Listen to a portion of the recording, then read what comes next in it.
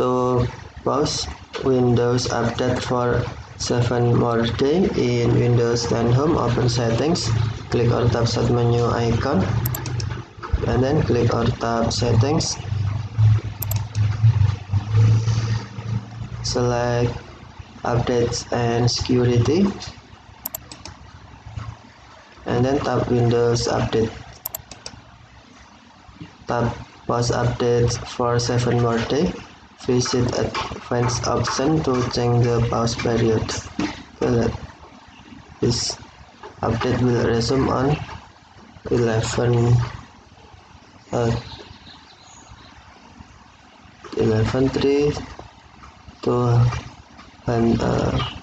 2021. Let's tap or click pause for 7 days.